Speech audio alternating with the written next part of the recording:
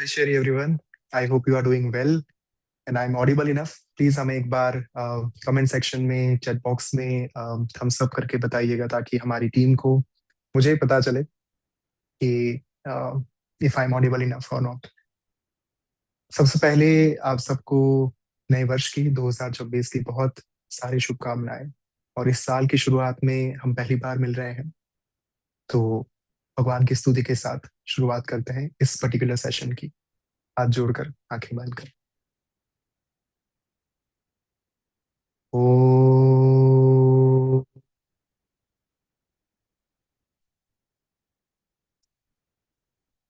गुरुर्ब्रह्मा गुरुर्विष्णु गुरुर्देवो महेश्वरः गुरु साक्षात् परब्रह्म तस्मै श्री गुरवे नमः। श्री गुरुभ्यो नमः। इदं गुरवे इदं नमः। सर्वप्रथम मैं अपने गुरु श्री ओम स्वामी तथा आप सभी के अंतर मन में विराजमान माँ आदि पराशक्ति को साष्टांग दंडवत प्रणाम करता हूँ, जिनकी दिव्य प्रेरणा से आज हम सब यहाँ पर एकत्रित हुए। नारायण नमोस्तुते। बहुत ही इंटरेस्टिंग टॉपिक है आज का, न्यास विधि के ऊपर। और प्रत्येक साधना में न्यास का जो महत्व है वो अपार बताया गया। देखिए, एक होता है फिलोसॉफिकल एस्पेक्ट, एक होता है रिचुअलिस्टिक एस्पेक्ट। मैं आज आपको दोनों बताने जा रहा हूं ताकि न्यास विधि की जो गरिमा है, उसकी जो एक सिग्निफिकेंस है, उसकी जो डिग्निटी है, उसकी जो महत्ता है, इम्पोर्टेंस है, वो हमें अच्छे समझ में आ पाए। और कहीं ना कहीं आने वाले समय में जो भी हम साधना करने वाले हैं, चाहे आप साधना ऐप पर करें, चाहे आप तंत्र साधना ऐप पर करें, न्यास विधि क्यों की जाती है और प्रत्येक विधि विधान का उन मंत्रों का क्या अर्थ होता है, और क्यों न्यास विधि के दौरान हम शरीर के विभिन्न अंगों पर मंत्रों को धारण करते हैं, मंत्र के देवता को जागृत करते हैं, मंत्र की शक्ति को जागृत करते हैं, उन सभी विषयों के बारे में आज हम विस्तार पूर्वक बात करने वाले। तो सबसे पहले तो ये समझना आवश्यक है कि जो पूरी साधना है उसमें कौन से विधि विधान होते हैं। आप साधना ऐप पर जो कोई भी साधना देख रहे होंगे, चाहे वो कदम्ब वन की बात हो जहां पर माँ दुर्गा की साधनाएं दी गई, या फिर बात हो वैदिक वन की जहां पर माँ गायत्री की साधनाएं दी गई हैं, अथवा बात हो रही हो गजकर्ण की, कैलाश की, वैकुंठ की, या फिर किष्किंधा की, अयोध्या की, सभी मंदिरों में जितने भी साधनाएं दी गई हैं उन सभी साधनाओं में न्यास विधि दी गई है। न्यास कई प्रकार के होते हैं, कर न्यास, षडांग न्यास, ऋष्यादि न्यास, मंत्र वर्ण न्यास इत्यादि। श्री विद्या में तो और अधिक विस्तार पूर्वक न्यास की महिमा जो है वो बताई गई। इनफैक्ट स्वामी जी ने जब यहाँ पर श्रीमद देवी भागवतम हुआ था श्री बद्रिका आश्रम में, उस समय पर जब श्री यंत्र के 9 आवरणों को उन्होंने समझाया था, उस समय पर उन्होंने कहा था कि जब वे हिमालय में अपनी साधना करते थे, श्री विद्या की मूल साधना करते थे, देवी माँ ललिता महात्रिपुरा सुंदरी की साधना, उस समय पर जो न्यास विधि और पूर्व के विधि विधान है सारे, उन्हें करने में 45 मिनट लगते थे। तो न्यास 5 मिनट में भी हो सकता है यदि कम न्यास दिए गए हैं किसी साधना में। तो यदि न्यास ज्यादा है, फॉर एग्जाम्पल यदि आप सवितुर गायत्री साधना को देखेंगे, तो जो स्वामी जी की किताब है the ancient science of mantras, उसमें गायत्री साधना के जो न्यास दिए गए हैं उन्हें करने के लिए बहुत लंबा समय लग सकता है। हालांकि हमारे पास एक फॉर्चुनेट बात यह हुई कि साधनाएं पा गई, और यहाँ पर स्वामी जी ने गायत्री साधना के न्यास भी लघु करके दे दिए। और ये सत्ता केवल एक गुरु के पास होती है कि वे अपने शिष्य को क्या देना चाहते हैं, कितना देना चाहते हैं, और कम में भी कितना ज्यादा दे देते हैं। तो इससे एक बहुत सुंदर कथा मुझे याद आ गई। हालांकि थोड़ा हम डाइवर्ट कर रहे हैं, पर टॉपिक के रिलेटेड है इसलिए थोड़ा सा आपको समझने में आसानी रहेगी। एक बार एक शिष्य थे, ये वास्तविक घटना है, बहुत साल पहले हुई थी। वे सौंदर्य लहरी का एक स्पेसिफिक वर्स जो है, एक श्लोक जागृत करना चाहते थे, एक मंत्र को जागृत करना चाहते थे। सौंदर्य लहरी जो है उसे, उसके जितने भी सारे श्लोक दिए गए हैं, उन सभी श्लोकों में काम प्रयोग भी हो सकते हैं। अर्थात काम प्रयोग यानी कि एक स्पेसिफिक उद्देश्य के साथ, एक इंटेंशन के साथ साधना करना और जीवन में उस चीज की प्राप्ति कर पाना। तो वे अपने आप से बहुत लंबे समय से साधना कर रहे थे सौंदर्य लहरी के उस पर्टिकुलर श्लोक की, जिसके प्रति उनके मन में एक मनोकामना थी जो उन्हें पूर्ण करनी थी, लेकिन वो संभव नहीं हो रहा था। तो वे जाते हैं अपने गुरु के पास, ये इच्छा व्यक्त करते हैं, और गुरु ने उन्हें सौंदर्य लहरी के उस श्लोक की वे दीक्षा प्रदान करते हैं। तो दीक्षा प्रदान करते ही गुरु का विधान रहता है कि आप इस मंत्र को अब केवल 11 बार जपिएगा।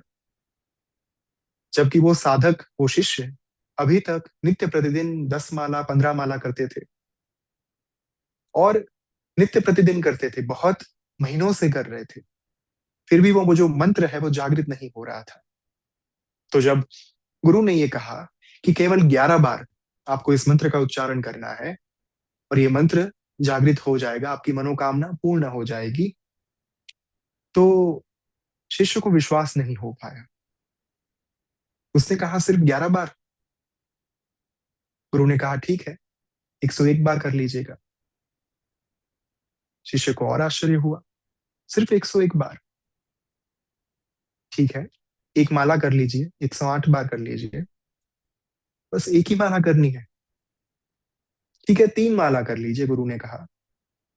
3 माला? क्या बात कर रहे हैं गुरुदेव, मैं तो इतने महीनों से नित्य प्रतिदिन इतनी मालाएं कर रहा हूं, फिर भी ये मंत्र जागृत नहीं हो रहा। और केवल 3 माला करने मात्र से, और वो भी मात्र 40 दिन करने मात्र से, ये जागृत हो जाएगा मंत्र? गुरु ने कहा ठीक है, यदि आपको विश्वास नहीं है तो 5 माला कर लीजिए। शिष्य अभी भी थोड़ा असमंजस में था। गुरु ने कहा कोई बात नहीं, 11 माला कर लीजिए। अब शिष्य को लगा कि मुझे रुक जाना चाहिए, ठहरना चाहिए, अन्यथा ये जो क्रम है, ये जो आंकड़ा है, ये जो अंक है, वो बढ़ता ही जाएगा। तो उसने जी गुरुदेव कहकर वो जो आज्ञा थी वो स्वीकार कर ली। 40 दिन तक उसने गुरुदेव के कहे अनुसार वो मंत्र जो है वो जागृत करने की कोशिश की। मंत्र जागृत हुआ, उसकी मनोकामना पूर्ण हुई।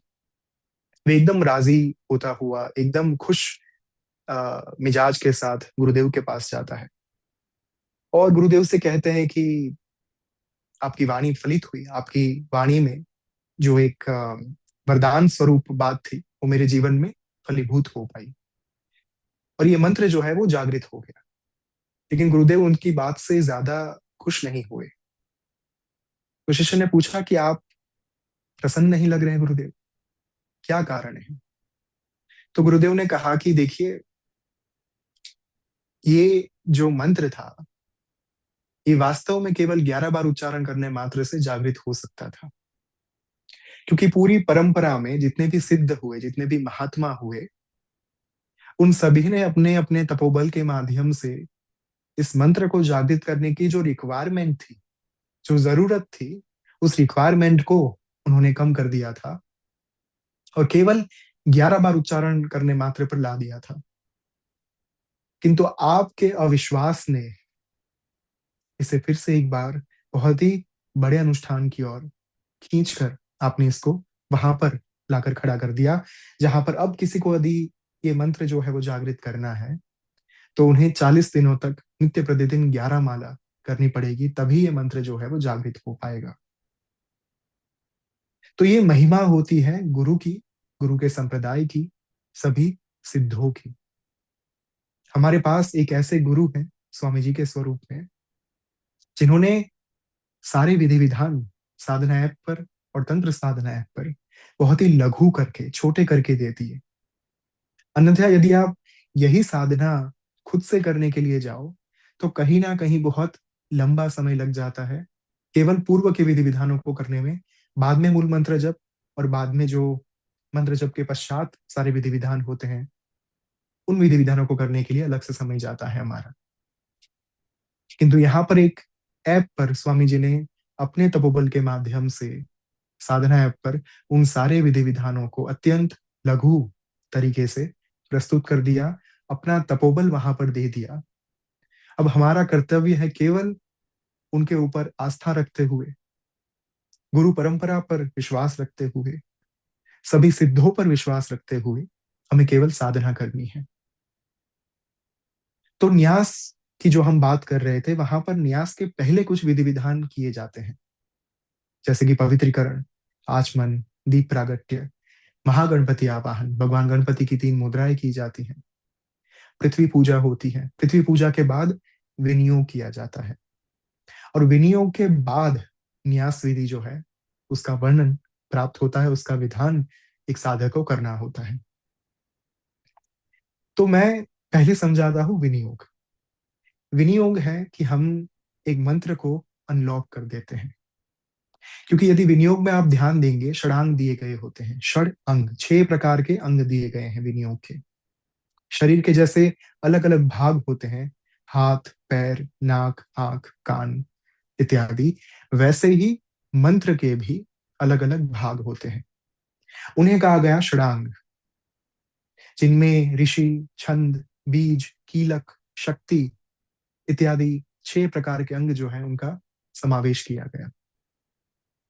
जब भी कोई साधक विनियोग का उच्चारण करते हैं, वो डायरेक्टली उस ऊर्जा के साथ कनेक्ट करते हैं जब पहली बार इस मंत्र को जागृत किया गया था, जिनके द्वारा जागृत किया गया था, उनके तपोबल का अंश जो है वो प्राप्त करने के लिए हम अधिकारी हो जाते हैं। वो अधिकार प्राप्त हो जाता है एक साधक को उस मंत्र को जपने का। तो वहीं से मंत्र के अनलॉक की प्रक्रिया शुरू हो जाती है, जहां पर आपके पहले जितने भी सिद्ध हुए, जितने भी सिद्धों ने, जितने भी महायोगियों ने, जितने भी ऋषि मुनियों ने इस मंत्र को जपा है, चाहे वो कोई भी मंत्र हो, गायत्री मंत्र हो, नवान मंत्र हो, भगवान गणपति का कोई मंत्र हो, या फिर कोई तंत्र साधना का कोई मंत्र हो, भगवान विष्णु का कोई मंत्र हो, महादेव का कोई मंत्र हो, इत्यादि कोई भी मंत्र जब आप जपते हैं, आपसे पहले जितने ऋषि मुनि हो गए, आपसे पहले जितने भी साधक हो गए, जिन्होंने अपनी ऊर्जा के माध्यम से, अपनी साधना के माध्यम से, अपनी तपस्या के माध्यम से उस मंत्र को जागृत किया था, उन सभी की ऊर्जा का एक एक अंश जो है वो आप अपने भीतर समाहित करना शुरू कर देते हैं, और उसी क्षण से मंत्र जो है वो आपके भीतर प्रवाहित होना शुरू हो जाता है।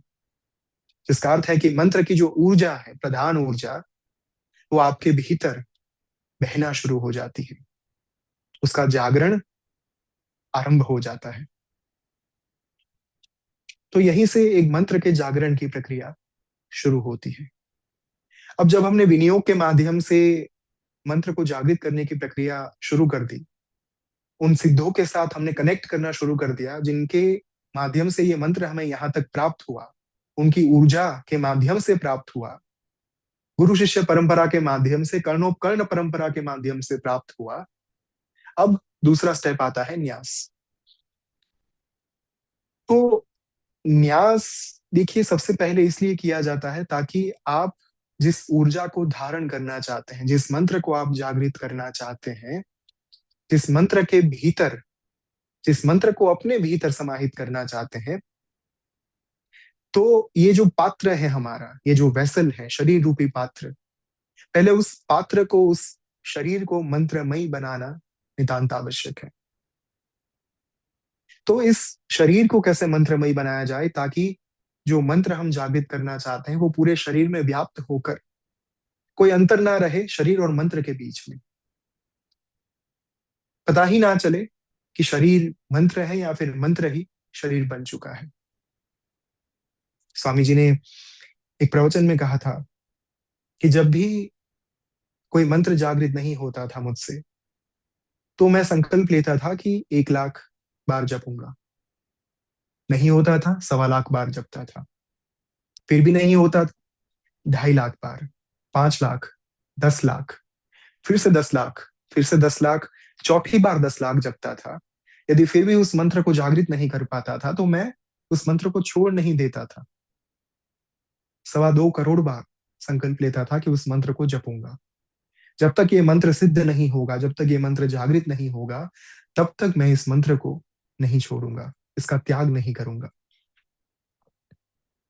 तो जिस मंत्र को हम जागृत करना चाहते हैं, वो मंत्र शरीरमय हो जाए, मंत्रमय हमारा शरीर हो जाए, उसके लिए नितांत आवश्यक है कि इस पात्र को ऊर्जा से भर दिया जाए। उसके लिए न्यास विधि की जाती है। बहुत ही सरल भाषा में आपको बताऊं तो, जैसे किसी भी मंदिर में यदि हम किसी विग्रह की प्राण प्रतिष्ठा करना चाहते हैं, तो गर्भगृह का निर्माण होने से पहले पहले जो बाहरी ढांचा है, पूरा मंदिर तैयार किया जाता है। हो सकता है गर्भगृह को सबसे आखिर में तैयार किया जाए, उसका श्रृंगार जो है वो सबसे आखिर में किया जाए। तो जब भी कोई प्राण प्रतिष्ठा की विधि होने वाली होती है, प्राण प्रतिष्ठा को आप मानकर चल सकते हैं मंत्र का जप। लेकिन मंत्र जप से पहले मंदिर का तैयार होना, एक ढांचे का तैयार होना, उसमें पवित्र ऊर्जा का वास होना जरूरी माना गया। तो ऋषि मुनियों ने इस विज्ञान को समझ लिया था।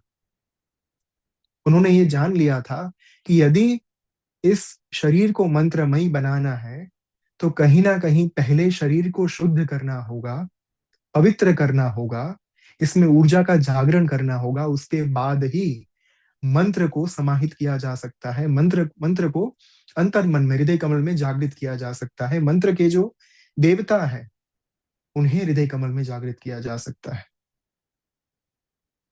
तो इसी बात के आधार पर न्यास की विधि में हम करते हैं अलग अलग अंगों पर मंत्र का स्थापन। जैसे मैंने कहा, मंदिर का निर्माण करने के बाद विग्रह को लाया जाता है, मूर्ति को लाया जाता है, और जब प्राण प्रतिष्ठा की विधि संपन्न होती है तब जाकर मूर्ति में प्राण आते हैं और वो बन जाता है विग्रह। वैसे ही मंत्र जाप से पहले, मंत्र चांटिंग से पहले इस पर्टिकुलर शरीर को, साधक के शरीर को मंदिर बनाया जाता है, ताकि आगे जाकर जब हम मंत्र जाप के माध्यम से देवता को इस शरीर में जागृत करने का प्रयास करें, अंतर्मन में धारण करने का प्रयास करें, उस समय पर ये जो मंदिर है उसके भीतर ही गर्भगृह का निर्माण हो, उसके भीतर ही विग्रह का स्थापन हो और उसकी प्राण प्रतिष्ठा भी हो पाए। किंतु वो सारे विधि विधान बाद में आते हैं, पहले चाहिए मंदिर। तो न्यास में अलग अलग अंग जो है हमारे, ललाट हो गया, हमारा कंठ हो गया, नाभि, गुप्तांग हो गए, दोनों पैर हो गए, शिखा हो गई, ऐसे अलग अलग भागों पर मंत्र को स्थापित किया जाता है। मैं आज आपके पास एक स्पेसिफिक साधना के न्यास विधि को लेकर आया हूं, जिसके माध्यम से आप समझेंगे कि न्यास कैसे किया जाता है और इन अंगों का स्पर्श कैसे करना है आपको। तो देखिए, जो न्यास मेरे पास है वो है गुरु साधना का न्यास। गुरु साधना आप साधना ऐप पर गुरु कुटीर में जाएंगे, वहां पर आपको प्राप्त हो जाएगी। गुरु साधना में 4 अलग अलग प्रकार के न्यास दिए गए हैं। सबसे पहला न्यास जो है वो है कर न्यास। तो देखिए, कर न्यास अर्थात कर पर, दोनों हाथों पर मंत्र को जागृत करना।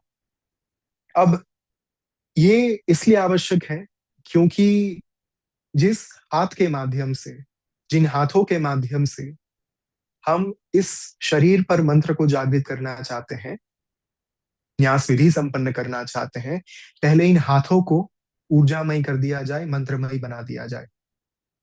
एक बार यदि ये दोनों हाथ हमारे मंत्रमय हो गए, इसमें ऊर्जा का प्रवाह होने लगा, तो कहीं ना कहीं फिर इनके माध्यम से जिन जिन भागों का, जिन अंगों का हम स्पर्श करेंगे शरीर के, उन सभी अंगों पर एक दिव्य ऊर्जा का जो बहाव है, जो प्रवाह है, वो होगा ही होगा। तो इसी सोच के आधार पर, इसी विज्ञान के आधार पर सबसे पहले गुरु साधना में करन्यास दिया गया है। हो सकता है कि गुप्त साधना में करन्यास ना भी दिया गया हो, क्योंकि आवश्यकता ना होने पर कुछ न्यास नहीं भी दिए जाते। कुछ में हो सकता है कि मंत्र वर्ण न्यास हो, किसी में ना भी हो, किसी में हो सकता है कि षडांग मंत्र न्यास हो, किसी में आप नहीं भी देखेंगे। तो जैसी साधना, उसकी आवश्यकता के आधार पर न्यास जो है उतने विधि विधान बढ़ते हैं, घटते हैं। कुछ में सिर्फ एक ही न्यास होता है, कुछ में दो प्रकार के न्यास होते हैं, कुछ में तीन या चार प्रकार के न्यास हैं। जैसे गुरु साधना में चार प्रकार के न्यास दिए गए हैं, तो वैसे ही यहाँ पर ये जो कर न्यास दिया गया है, तो सबसे पहले देखिए मंत्र है ओम गुम नमः अंगुष्ठाभ्याम नमः। तो अंगुष्ठाभ्याम नमः जब आप सुने, पांच उंगलियों को आपको याद रखना है। कौन सी पांच उंगली हमारी? ये है अंगूठा, जिसे हम संस्कृत भाषा में कहते हैं अंगुष्ठ। यह है तर्जनी उंगली, इंग्लिश में इंडेक्स फिंगर, पहली उंगली से हम कहते हैं। तो तर्जनी उंगली ये है हमारी। उसके बाद मिडल फिंगर, मध्यमा इसे कहा जाता है। उसके बाद तीसरी उंगली जो है रिंग फिंगर, जिसमें हम रिंग पहनते हैं, इसे कहा जाता है अनामिका। और चौथी उंगली जो है आखिरी वाली, इसे हम कहते हैं लिटिल फिंगर, और संस्कृत में कहते हैं कनिष्ठिका। तो अब इन पांचों उंगलियों पर करन्यास जो है वो किया जाता है। सबसे पहला न्यास अंगुष्ठाभ्याम नमः। मैं मंत्र के ऊपर फोकस नहीं कर रहा हूं, जो लास्ट के वर्ड होते हैं अंगुष्ठाभ्याम नमः, तर्जनीभ्याम नमः, मध्यमाभ्याम नमः, उनके ऊपर आज मेरा फोकस रहेगा। बाकी तो अलग अलग मंत्र के हिसाब से, अलग अलग साधना के हिसाब से आगे पीछे के मंत्र जो है वो बदलते रहेंगे। तो अभी उसका महत्व नहीं है, उसके ऊपर ध्यान नहीं देना है हमें। टेम्पररीली जो हम समझना चाहते हैं वो ये है कि जिन अंगों की बात हो रही है, जिन भागों की बात हो रही है, उन भागों को संस्कृत में क्या कहा जाता है। और जब उन भागों का नाम, उन अंगों का नाम बोला जाए साधना ऐप पर, तब उन अंगों का स्पर्श कहाँ करना है, कैसे करना है, ये आज का हमारा फोकस रहेगा, ना कि मंत्र। सबसे पहला है अंगुष्ठाभ्याम नमः। तो दोनों अंगुष्ठ, हमारे दोनों हाथों के जो अंगूठे हैं, सबसे पहले आपको हाथ अपने गोद में, जैसे हम पद्मासन में बैठकर एक ध्यानस्थ मुद्रा लगाते हैं, वैसे ही हमें दोनों हाथों को इस तरीके से रखना होगा। उसके बाद ये जो सबसे पहला हमारा अंगूठा है, अंगूठे को तर्जनी के मूल में, यानी कि इंडेक्स फिंगर के मूल में हम रखेंगे। ये हो गया पहला न्यास, अंगुष्ठाभ्याम नमः। उसके बाद दूसरा न्यास है तर्जनीभ्याम नमः। तो अंगूठे को तर्जनी उंगली, जो पहली उंगली होती है हमारी इंडेक्स फिंगर, उसके टिप के साथ कनेक्ट कर दीजिए। यह है तर्जनीभ्याम नमः। उसके बाद है मध्यमाभ्याम नमः। तो मध्यमाभ्याम नमः के लिए आपके जो मध्यमा उंगली है, मिडल फिंगर, अंगूठे को उसके साथ जोड़ दीजिए। मैं सिर्फ आपको दिखाने के लिए हाथ ऐसे रख रहा हूं, बाकी आपको अपने हाथ जो है वो इस तरीके से घुटनों के ऊपर रखने हैं जब आप साधना कर रहे हैं उस समय पर। तो ये है मध्यमाभ्याम नमः। उसके बाद है अनामिकाभ्याम नमः। तो अंगूठे को रिंग फिंगर के साथ अनामिका के साथ जोड़ दीजिए। ये हो गया आपका उसके बाद वाला न्यास, अनामिकाभ्याम नमः। उसके बाद है कनिष्ठिकाभ्याम नमः। तो अंगूठे को कनिष्ठिका के साथ, यानी कि लिटिल फिंगर के साथ, आखिरी उंगली के साथ, छोटी उंगली के साथ जोड़ दीजिए। दिस इज योर कनिष्ठिकाभ्याम नमः। तो ये हो गया। उसके बाद सबसे आखिर में कहा गया कर तल कर पृष्ठाभ्याम नमः। तो हाथ के दो भाग होते हैं, हाथ के आगे का भाग, हाथ के पीछे का भाग। तो ये जो हमारे दोनों भाग हैं, ये है कर तल कर पृष्ठाभ्याम नमः। तो क्या करना है, दोनों हाथों के पीछे के भाग को इस तरीके से, और फिर क्लैप करनी है। तो जब हम बोले कर तल कर पृष्ठाभ्याम नमः, तो इस तरीके से हमें हाथों को मंत्रमय कर देना है, ऊर्जामय कर देना है। तो सबसे आखिर वाला कर न्यास में, जो सबसे लास्ट वाला जो न्यास है, उसमें हम बोलेंगे कर तल कर पृष्ठाभ्याम नमः। तो ये है ओम मम नमः कर तल कर पृष्ठाभ्याम नमः। आगे का मंत्र जो है वो बदल सकता है अलग अलग मंत्र साधना के हिसाब से। तो कर तल कर पृष्ठाभ्याम नमः, इस तरीके से आप एक बार करेंगे तो भी चलेगा, आप यदि दो बार कर रहे हैं तो भी चलेगा। उसके बाद है ऋष्यादि न्यास। तो ये सबसे पहले हमने हाथों को ऊर्जान्वित कर दिया, मंत्रमय कर दिया। पूर्णतया इसमें मंत्र का जो प्रवाह है वो बहना शुरू हो चुका है। अब ये दोनों हाथ, हमारे दोनों कर जो है, कर कमल, ये तैयार है शरीर के विभिन्न अंगों पर मंत्र का स्थापन करने के लिए। तो अब ये कैसे करना होता है? ऋषियादि न्यास में सबसे पहला न्यास यहाँ पर दिया गया है, ओम नारायण श्रेय नमः शिरसी। तो देखिए, नमः शिरसी, शिर, संस्कृत भाषा में शिरसी अर्थात एक ललाट की संज्ञा दी गई, जिसे हम मस्तक कहते हैं, जिसे हम कपाल कहते हैं, फोरहेड कहते हैं। तो शिरसी जब हम उच्चारण करें नमः शिरसी, उस समय पर आपको तर्जनी उंगली को दूर रखते हुए, तर्जनी अर्थात पहली जो उंगली है, सबसे पहले ये न्यास जो है, अब वाले सारे न्यास आपको अपने दाहिने हाथ से करने हैं, राइट हैंड से। उसमें भी तर्जनी उंगली, इंडेक्स फिंगर का स्पर्श नहीं होना चाहिए, क्योंकि ये जो उंगली है हमारी, वो निषेध मानी गई, वर्जित माना गया उसे। यह अहंकार का प्रतीक है, तमस का प्रतीक है, तामसिक भाव का प्रतीक है। इसी कारण से इस उंगली को, तर्जनी को हम कभी स्पर्श नहीं कराते, चाहे वो मंत्र जप के दौरान माला की बात हो, माला पर भी हम तर्जनी उंगली का स्पर्श नहीं कराते, और यज्ञ के समय पर भी हम जो आहुति अर्पण करते हैं भगवान यज्ञ पुरुष को, वो भी हम तर्जनी उंगली के स्पर्श के बिना ही करते हैं, अर्थात इन उंगलियों के साथ करते हैं और तर्जनी को हमेशा दूर रखते हैं।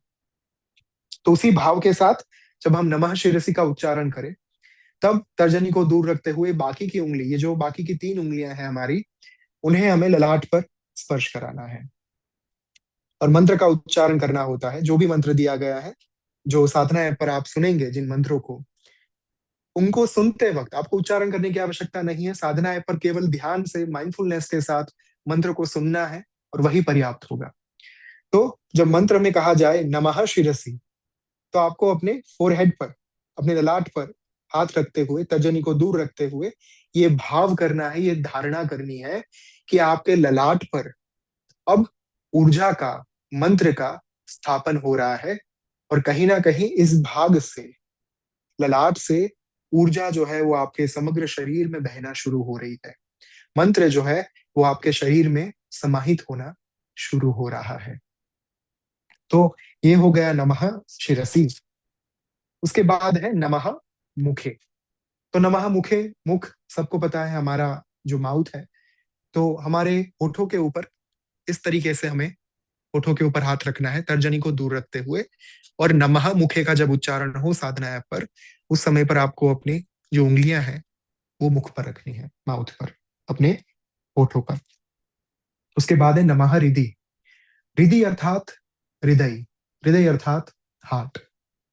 तो हमारा जो हार्ट है, वहां पर हमें हाथ रखना है, और जब नमः हृदि का उच्चारण हो, तब ये भाव करना है कि मंत्र जो है वो अब हमारे हृदय कमल में स्थापित हो रहा है। उसके बाद है नमः गुह्ये। गुह्य अर्थात आपका ग्रोइंग एरिया, पेट के नीचे का भाग। तो वहां पर आपको हाथ रखते हुए नमः गुह्ये। तत्पश्चात नमः पादयोः। अब पैर को संस्कृत भाषा में कहा गया पादः। तो दोनों हमारे जो घुटने हैं, ये दोनों घुटने को आप बारी बारी से स्पर्श कर सकते हैं। नमः पादयोः के साथ दोनों घुटनों का स्पर्श करेंगे। तो जब उच्चारण हो, यहाँ पर जो मंत्र दिया गया है वो है ओम रम शक्तये नमः पादयोः। तो कैसे करेंगे? ओम रम शक्तये नमः पादयोः। धारणा ये होनी चाहिए कि दोनों घुटनों के ऊपर, हमारे दोनों पैरों में मंत्र जो है वो बहना शुरू हो रहा है।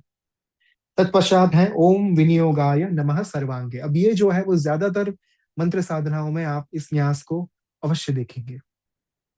विनियोगाय नमः सर्वांगे।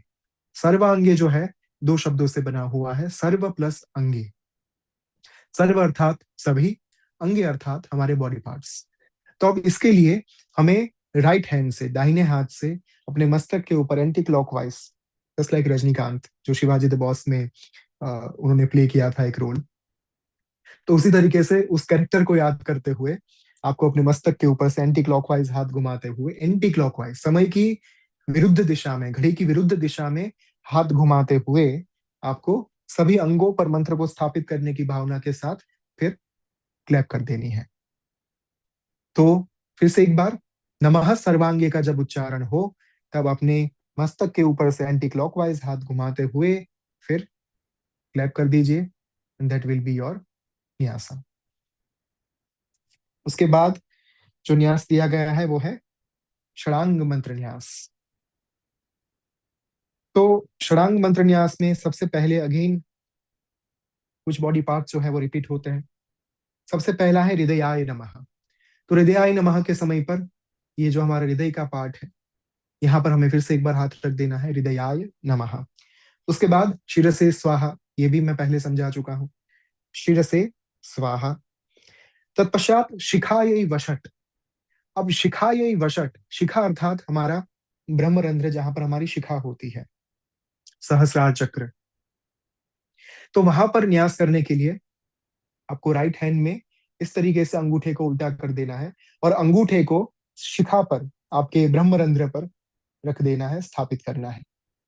तो इस तरीके से अंगूठे को उल्टा करते हुए ब्रह्मरंध्र पर, शिखा पर उसे रख दीजिए, स्थापित कर दीजिए और फिर उच्चारण करना है या फिर सुनना है शिखायै वषट। उसके बाद नेत्र त्रयाय वौषट।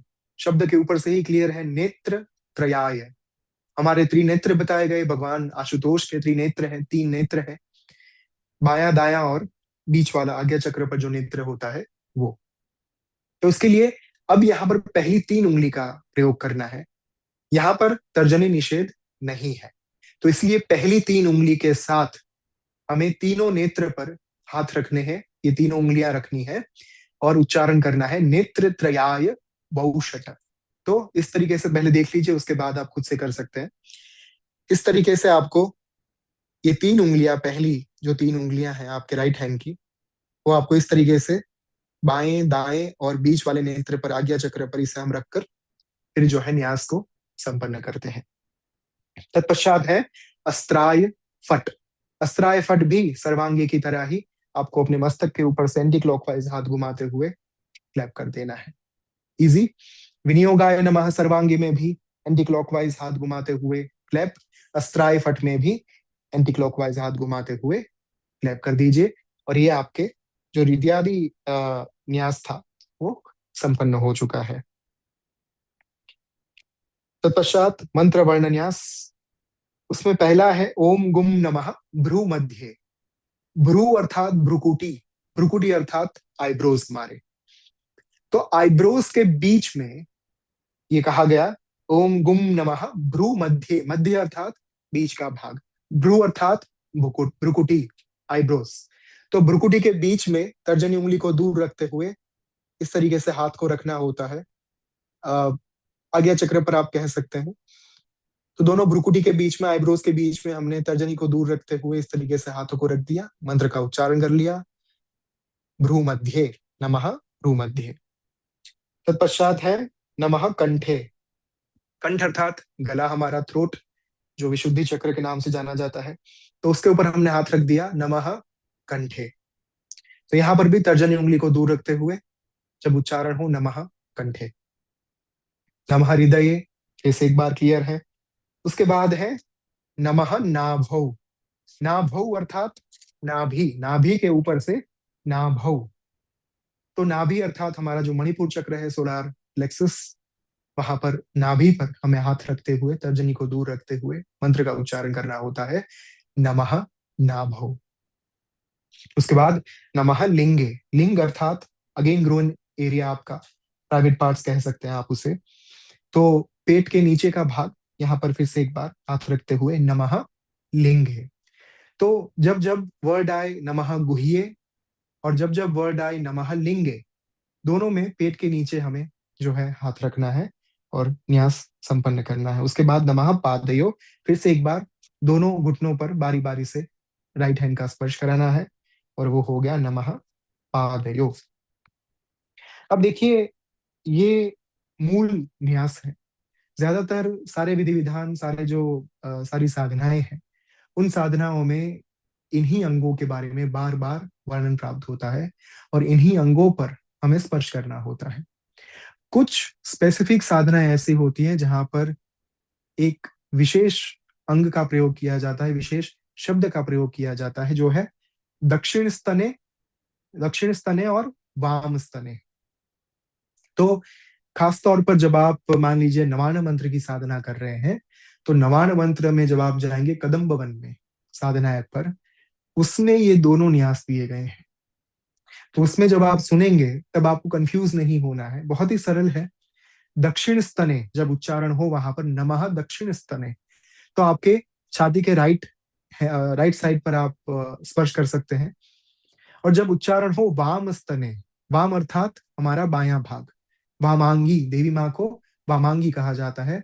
जो भगवान शिव के वाम भाग में विराजमान है, उनके बाईं ओर विराजमान होती है, जो उनकी लेफ्ट साइड पर विराजमान होती है, वो है देवी माँ, वामांगी देवी माँ पार्वती। तो वाम स्तने अर्थात लेफ्ट साइड पर हमें हाथ का स्पर्श करना है, हमारी लेफ्ट चेस्ट पर, ये जो बाएं भाग का हिस्सा है छाती का, वहां पर स्पर्श करना होता है। और जब उच्चारण हो दक्षिण स्तने, तब राइट साइड ऑफ चेस्ट पर हमें हाथ रखते हुए ये न्यास संपन्न करना है। तो ये न्यास बहुत ही कम साधनाओं में दिया गया है। उनमें से एक जो है वो नवान मंत्र की साधना है, जो आप साधना ऐप पर हो सकता है कि ड्यूरिंग नवरात्रि करने वाले हो, तो उसमें इन न्यासों का प्रयोग होता है।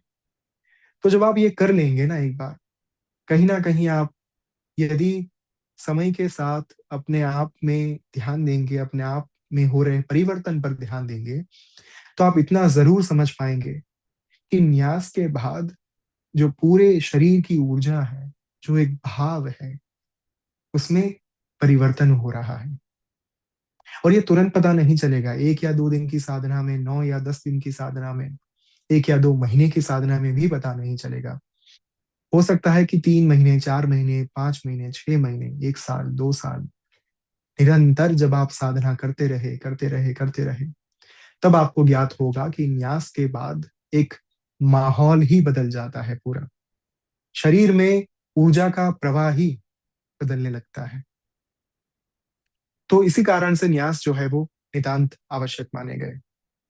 तो ये था नितांत का एक न्यास का प्रैक्टिकल एस्पेक्ट, जो प्रत्येक साधनाओं में आवश्यक माना गया। और कहीं ना कहीं न्यास विधि जो है, न्यास और विनियोग, ये दोनों ऐसे अंग है किसी भी मंत्र साधना के, जिनके माध्यम से मंत्र को पूर्णतया जागृत कर पाना संभव हो जाता है। तो जब जब मंत्र साधना के मार्ग पर आगे बढ़े, तब इन दोनों अंगों को कभी मत भूलिएगा, विनियोग और न्यास। एक बहुत ही सुंदर ग्रंथ है मंत्र महांडव, 3 भागों में है, देवता खंड, देवी खंड, मिश्र खंड। उसमें विनियोग न्यास जो है वो सारे दिए गए हैं। और कहीं ना कहीं जब आप उनको पढ़ते हैं, तब आपको ऋषि मुनियों के ऊपर इतना, अपने पूर्वजों के ऊपर प्राउड फील होता है कि जहां पर, जिस समय पर विश्व के बहुत सारे देशों में, बहुत सारे भागों में लोग अभी भी अंधकार में जीवन को जी रहे थे, उस समय पर हमारी इस संस्कृति में, भारतवर्ष में, कुछ महान आत्माएं ऐसी थी जिन्होंने ऐसे विधि विधान का एक प्रस्फुरण किया, जिसके माध्यम से मनुष्य जो है वो उन्नत जीवन की ओर आगे बढ़ पाए। वो अपने जीवन में भौतिक प्राप्ति भी कर पाए, भौतिक ऐश्वर्य की प्राप्ति भी कर पाए, और साथ में जो एक आध्यात्मिक ऐश्वर्य की प्राप्ति है, मोक्ष की प्राप्ति है, मुक्ति की प्राप्ति है, वो भी कर पाए। तो इसी कारण से आने वाले दिनों में बहुत ही सुंदर एक अवसर हमें प्राप्त होने वाला है, जो है नवरात्र का अवसर, जिसके चलते कहीं ना कहीं हम सबको ये अपॉर्चुनिटी प्राप्त होगी कि हम देवी माँ को पुकार पाए, उनकी आराधना कर पाए, उनकी भक्ति कर पाए, उनकी साधना कर पाए। तो सबसे पहले तो जब आप इस साधना की यात्रा में आगे बढ़ना चाहते हैं, 19 जनवरी गुप्त नवरात्रि शुरू होने जा रही है। बहुत ही पावन अवसर माना जाता है देवी माँ की साधना को आरंभ करने के लिए। तो नवदुर्गा साधना जो है साधना ऐप पर शुरू होने जा रही है फ्रॉम 19 जनवरी टू 28 जनवरी तक। तो बहुत ही शक्तिशाली साधना है, तंत्र की साधना है ये।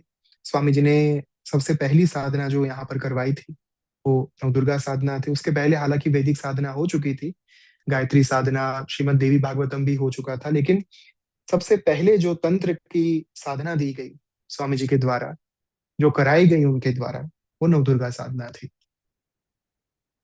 और इसी समय खंड में जो 3 तारीख आती है हमारी, 24, 25 और 26 जनवरी, उसमें साधना ऐप के द्वारा हम ला रहे हैं महातपस्वी चैलेंज, एक ऐसी चुनौती जिसके माध्यम से मनुष्य को साधक बनाने की यात्रा में लाभ हो पाए और उसे कहीं ना कहीं मदद मिल पाए, उस उद्देश्य के साथ ये महातपस्वी चैलेंज जो है वो लाई जा रही है।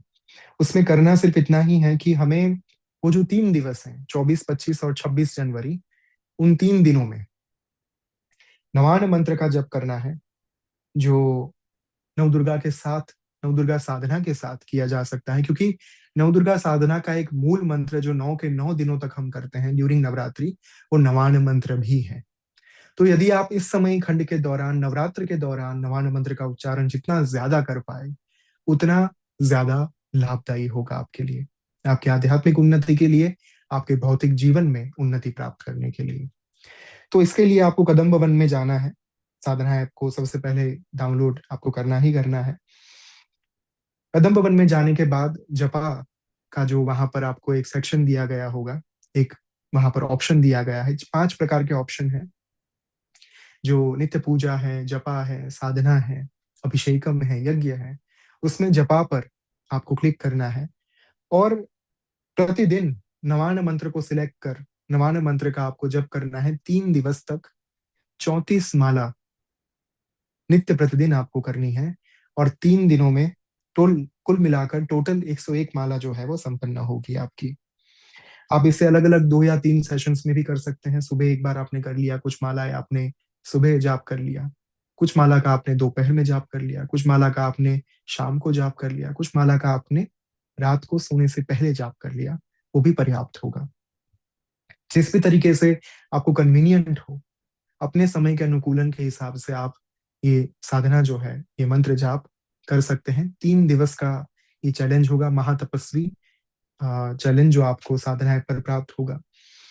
और देखिए, इससे एक बहुत बड़ा विशेष लाभ ये होगा कि मन जो है वो इतना ज्यादा ट्रेन हो जाएगा, इतना तालीमबद्ध हो जाएगा कि फिर धीरे धीरे धीरे कहीं ना कहीं उसको टेम कर पाना, उसको नियंत्रण कर पाना, उसको नियंत्रित कर पाना संभव हो सकता है। यदि मन को बांधेंगे नहीं, उसको एक जगह पर बिठाएंगे नहीं, उसे ये कहेंगे नहीं कि इतने समय तक तो शांति से बैठकर जप करना होगा, तब तक वो जप नहीं करेगा। आपको मेहनत करनी होगी, कृपा ऐसे ही नहीं बरसेगी। कृपा चाहिए तो साधना करनी होगी, साधना करनी है तो कृपा चाहिए। दोनों अपने आप में वाइस वर्सा आवश्यक है। किंतु इतना समझ लीजिए कि साधना जो है वो कहीं ना कहीं अपने मन को बांधने की प्रक्रिया है, मन को साधने की प्रक्रिया है। और ये अवसर नवरात्र का उत्तम अवसर है जहां पर आप ये कार्य कर सकते हैं। नवान मंत्र की एक माला करने के लिए साधना ऐप पर 9 मिनट का अंदाजे से समय लगता है, तो आप उस हिसाब से ये चुनौती जो है उसका स्वीकार कर सकते हैं। आपके पास यदि केवल पूरे दिन में 20 माला करने का समय है तो भी आप कीजिए। ये नहीं है कि आपको 34 माला ही करनी है। 34 माला तो एक चुनौती है, एक चैलेंज दी गई है कि आप यदि कर पाए तो इतना कीजिए, किंतु ये नहीं कि हम इतना नहीं कर पाएंगे तो बिल्कुल ही नहीं करते हैं।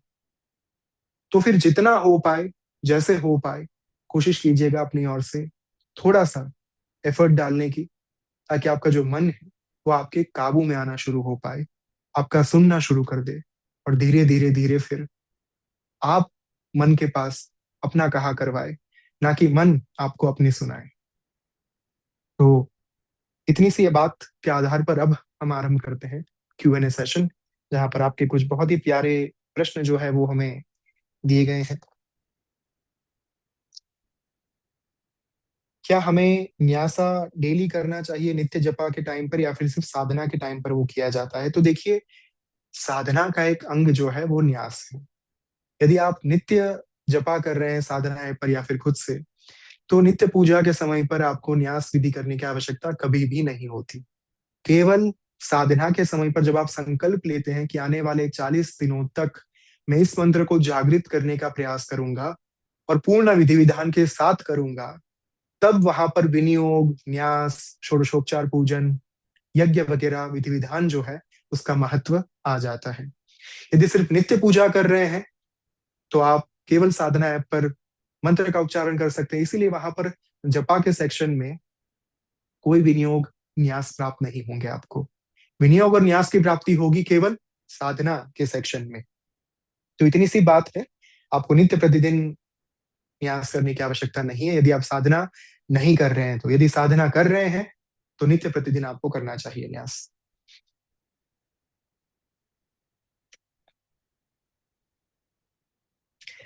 बहुत ही सुंदर प्रश्न है ये। Please explain how to do कर संपुटे, जो ऋषियादि न्यास में आता है। तो कर संपुट, देखिए संपुट अर्थात ब्रैकेट, ठीक है। तो यदि संपुट को मैं और सरल भाषा में समझाना चाहूं आपको, तो एक सिंपल सी बात समझ लेते हैं। एक मंत्र को आप यदि बांध लें, फॉर एग्जाम्पल श्री सुक्तम का 9वां मंत्र, 9वीं ऋचा जो है, गंधद्वाराम दुरादर्शाम नित्य पुष्टाम करीषिणीम ईश्वरीम सर्वभूतानाम तामिहोपवये वयम, तामिहोपवये श्रियम। तो इसमें अगर आगे हम एंग रिंग श्रिंग लगा दे और इसके पीछे हम श्रिंग रिंग एंग लगा दे, ये हो गया संपुट।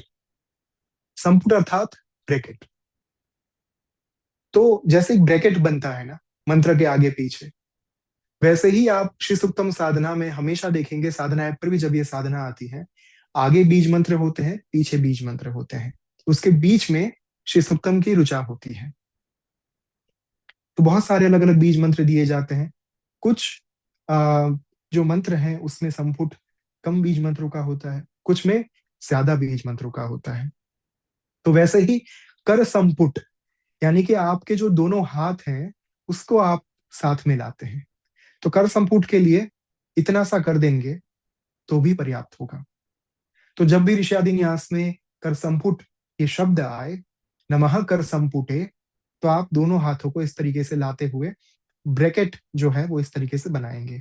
जैसे एक ट्राइंगुलर ब्रैकेट होता है ना, लेफ्ट साइड वाला, राइट साइड वाला, वैसे ही हाथों को इस तरीके से साथ में लाते हुए कर संपुटे। कर अर्थात दोनों हाथ, संपुट अर्थात साथ में लाना। क्या न्यास आवश्यक है ललिता सहस्त्र नाम के उच्चारण के लिए? अगेन, यदि आप ललिता सहस्त्र नाम का नित्य पूजा के स्वरूप में डेली नित्य प्रतिदिन जाप कर रहे हैं तो न्यास की आवश्यकता नहीं है। यदि आप ललिता सहस्त्र नाम की साधना कर रहे हैं, कोई अनुष्ठान कर रहे हैं, कोई महापुरुष शरण कर रहा है, तो डेफिनेटली उसमें न्यास और विनियोग दोनों की आवश्यकता है। हर एक साधना का विनियोग अलग अलग होता है, डेफिनेटली अलग होता है। हर एक साधना का विनियोग नहीं, विनियोग के सारे अंग भी अलग अलग होते हैं। तो जिन अंगों की हमने बात की, ऋषि हर एक मंत्र के अलग अलग होते हैं। कुछ मंत्र के ऋषि जो है वो कंकोल ऋषि हैं, कुछ के वशिष्ठ हैं, कुछ के गौतम हैं, कुछ के विश्वामित्र हैं। और गायत्री साधना ऐसी है जिसके 7 ऋषि हैं, कि सप्त व्याहरति नाम जमदग्नि भरद्वाज अत्रि गौतम वशिष्ठ विश्वामित्र और कश्यप ऋषि। तो 7 ऋषि भी हो सकते हैं। तो सभी विनियोग में, सभी मंत्रों के विनियोग में अलग अलग ऋषि प्राप्त होते हैं, अलग अलग छंद की प्राप्ति होती है। किसी में अनुष्टुप छंद होता है, किसी में पंक्ति छंद होता है, किसी में गायत्री छंद होता है, किसी में बृहति छंद होता है, किसी में उष्णिक छंद होता है। तो इस तरीके से छंद भी अलग अलग होते हैं, कीलक भी अलग अलग होते हैं, बीज अलग अलग होते हैं, उसकी जो शक्ति है वो अलग अलग होते हैं, मंत्र के जो देवता है विनियोग में दिए गए वो भी अलग अलग होते हैं। तो इसलिए प्रत्येक साधना का, प्रत्येक मंत्र का विनियोग अलग होता है। मंत्र जागृत करने का मतलब क्या होता है? इस प्रश्न का उत्तर मैं कम से कम 2 साल से दे रहा हूं। मंत्र जागृत करने का अर्थ है एक मंत्र में जितने भी अक्षर हैं उतने लाख बार उसके जप करने का संकल्प लेना। यदि आप नवान्न मंत्र को जागृत करना चाहते हैं, जो 9 अक्षरों का मंत्र है, एंग रिंग क्लिंग चामुंडाई विच्चे, तो हमें यह संकल्प लेना होगा कि हम एक महापुरुष शरण करेंगे, एक बहुत बड़ी साधना, महापुरुष शरण अर्थात बड़ी साधना, महाअनुष्ठान। एक ऐसी साधना जहां पर मान लीजिए वो साधना हो सकती है 1 साल की, 1.5 साल की। इतने समय तक हम नवान्न मंत्र का अनुष्ठान करेंगे, उसकी साधना करेंगे, महापुरुष शरण करेंगे, और कुल मिलाकर 9 लाख बार मंत्र का उच्चारण किया जाएगा इस 1 साल के अंदर। गायत्री मंत्र का जो महापुरुषरण है 24 लाख का किया जाता है, तभी वो जो मंत्र है वो जागृत हो जाता है। जो पंचाक्षरी मंत्र है 5 अक्षर का है, ओम नमः शिवाय या सिर्फ नमः शिवाय, 5 लाख बार उच्चारण करना होता है। तत्पश्चात फॉर एग्जाम्पल गुरु साधना का मंत्र है गुम गुरुवे नमः, 6 अक्षर का मंत्र है, 6 लाख बार उच्चारण करना होता है। तो इसी तरीके से अलग अलग देवी देवताओं के अलग अलग मंत्र का जितने उसमें अक्षर दिए गए हैं उतने लाख बार उच्चारण करने से वो कहा जाता है महापुरुष चरण, और महापुरुष चरण करने के माध्यम से वो मंत्र जो है जागृत होता है। न्यास कब करना है? विनियोग के बाद करना है आपको। पंचोपचार, दशोपचार, षोडशोपचार पूजा से पहले, मंत्र जाप से पहले। अच्छा, आपका प्रश्न है कि न्यास कब करना है, तो देखिए मैं आपको क्रम दे देता हूँ। सबसे पहले रिंगस्त्राय फट, जो हम मंदिर में प्रवेश करने से पहले साधना ऐप पर वहां पर 3 बार स्वामी जी के स्वर में आप उच्चारण सुनेंगे। उसके बाद पवित्रीकरण, ओम अपवित्रः पवित्रो वा सर्वावस्थां गतोऽपि वा यस्मरेत् पुंडरीकाक्षं स बाह्याभ्यंतर शुचिः। उसके बाद आचमन 3 बार, केशवाय नमः, माधवाय नमः, नारायणाय नमः। तत्पश्चात हस्त प्रक्षालन, ओम पुंडरीकाक्षाय नमः। उसके बाद दीप प्रज्वलन, ओम अग्नि ज्योतिर्ज्योतिरग्नि स्वाहा। उसके बाद भगवान गणपति का आवाहन, ओम गणानां त्वा गणपतिगुं हवामहे। तत्पश्चात हम मुद्राएं करते हैं भगवान गणपति की 3 महामुद्राएं। उन मुद्राओं के बाद पृथ्वी पूजा की जाती है। ओम पृथ्वी त्वया धृता लोका देवी त्वं विष्णुना धृता त्वं च धारय माम देवी पवित्रम कुरु शासनम। पृथ्वी पूजा के बाद हम विनियोग करते हैं। विनियोग के बाद हम करते हैं न्यास। न्यास सारे जब पूरा कंप्लीट हो जाए, पूर्ण हो जाए, उसके बाद हम करते हैं षोडशोपचार या फिर पंचोपचार या फिर दशोपचार। तो उपचार पूजन पूर्ण हो जाए उसके बाद मूल मंत्र जाप किया जाता है। जितना भी आपका संकल्प हो, 1 माला, 3 माला, 5 माला, 10 माला, 12 माला, 100 माला, जो भी आपके संकल्प के आधार पर मूल मंत्र जप के बाद जब समर्पण किया जाता है, अभिष्ट सिद्धि में देहि शरणागत वत्सले भक्तया समर्पये तुभ्यम जप में वर्चनम, यज्ञ किया जाता है। तत्पश्चात अपराध सहस्त्राणी, क्षमा प्रार्थना की जाती है, तर्पण और मार्जन किया जाता है, और यहाँ पर हमारी साधना का 1 दिन का चक्र जो है वो पूर्ण माना जाता है।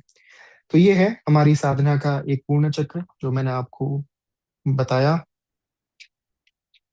और यहीं पर हमारे क्वेश्चंस जो है उनका समापन होता है। Thank you so much. I I hope कि न्यास के बारे में आपको एक डिटेल जानकारी देने में मैं सफल हुआ होऊंगा। अगर आपके कोई क्वेरीज हैं तो आप साधना ऐप की ईमेल आईडी पर हमें लिख सकते हैं। आपकी सभी क्वेरीज के आंसर जो है 24 से 48 घंटे के अंदर आपको दे दिए जाएंगे। And I wish you very happy Navratri in advance. ये 9 दिन जो है देवी माँ की आराधना के लिए, उनकी उपासना के लिए बहुत ही ज्यादा महत्वपूर्ण माने गए, और प्रत्येक साधक के लिए ये जो 9 दिन होते हैं, इन 9 दिनों के अंदर वे पूरे वर्ष की उपासना, पूरे वर्ष की साधना संपन्न कर सकते हैं। तो इस नवरात्र को मिस मत कीजिएगा। जितना हो पाए, जैसे हो पाए, ये साधना करने की कोशिश कीजिएगा। देवी माँ को पुकारिएगा, और माँ तो होती ही है ममतामयी, करुणामयी, भागी भागी चली आती है, और अपनी संतान के एक गुहार लगाने मात्र से ये उनके पास आकर उन्हें अपार आशीर्वाद देती हैं, उन्हें अपनी अपार कृपा बरसाती हैं। On that note, hope to see you very soon again, and we'll conclude the session with Purnahuti mantra. Om Purnamadah Purnamidam Purnat Purnamudachyate Purnasya Purnamadaya Purnamevavashishyate. Hari Om Tat Sat. Hari Om Tat Sat. Hari Om Tat Sat. धन्यवाद।